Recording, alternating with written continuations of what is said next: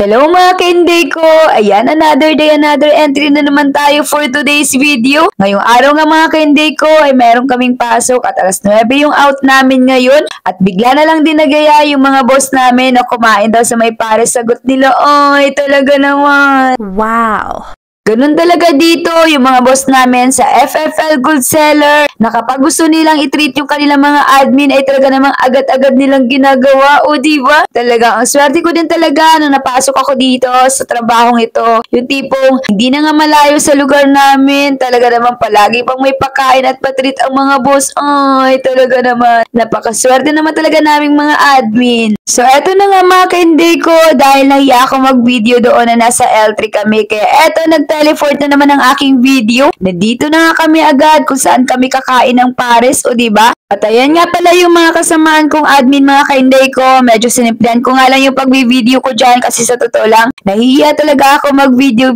kapag nasa public place ako. Kasi syempre ano na lang sasabihin ng ibang tao dahil yung iba naiintindihan ka pero yung iba ay hindi. Ay, talaga namang may pag-ara.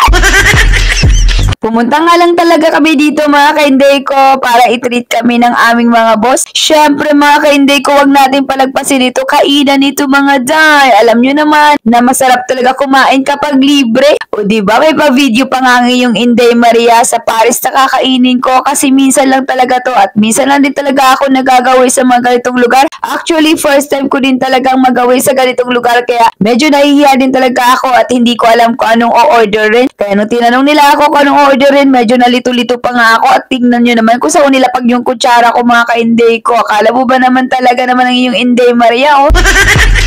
At eto na nga mga ka-Inday ko, nung binigay na sa akin yung order kong pares, agad-agad ko na nga itong nilantakan. Alam nyo naman talaga mga ka-Inday ko, pag karne yung ulam, medyo mabagal din talaga ako kumain dahil hindi po talaga ako mahilig sa karne. Pero kung gulay yan mga jay, ay alam nyo na, talagang maya-maya siguro nakarami na ako ng sando. At eto, may pa-video pa nga ako nagaganap kasi gusto ko talagang matakam din kayo sa kinakain ko, ay.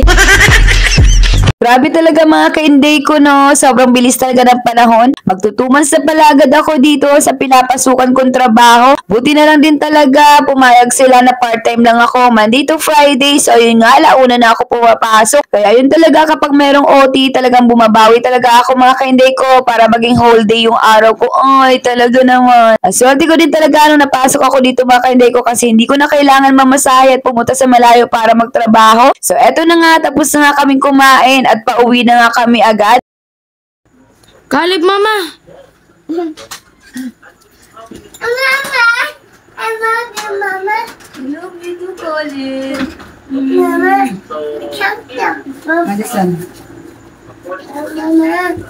O diba? Ang galing talaga ng video ko mga ka-Inday ko. Kanina packet lang ako sa L3. Tapos eto na dito na nga agad ako sa bahay. Sabi ko nga kay Inday Sofia, malapit na ako sa bahay at i-video niya ako dahil meron ako dalang pasalubong. Syempre kumain ng inyong Inday Maria, hindi pwedeng walang pasalubong sa aking mga palalabs dito sa bahay. Ayoko naman yung ako lang kumakain tapos sila dito sa bahay. Oo, kumain na sila ng hapunan pero syempre gusto ko rin ma-experience din nila yung kinain ko sa labas. Ay, talaga naman. Sobrang happy nga ang aking dudong Caleb at syempre happy din ang aking dudong JR. Favorite kasi talaga nila yung mga medyo matatamis mga ka-Inday ko, lalo na yung mga salad, tapos mga buko pandan at eto na nga tong aking dalaga. Oh, talaga naman hanggang gabi na ay talaga naman nag-aaral pa din. Malapit na rin kasi talaga yung laban niya mga ka-Inday ko kaya medyo kabado din siya. Isang good luck naman po dyan para kay Inday Sofia para mas lalo niyang pagbubutihan yung laban niya ngayong darating na linggo. So ayun lang po, kung bago ka lang po sa page namin at hindi pa nakapag-follow, baka pwede pong palambing pa-follow po ng aming page at pa-share na rin po ng aming mga video. Lagi lang po natin galingan dahil bilang isang content creator, hindi po talaga natin alam kung kailan tataas yung views ng ating mga video. Basta palagi lang po tayo mag-entry. So ayun lang po,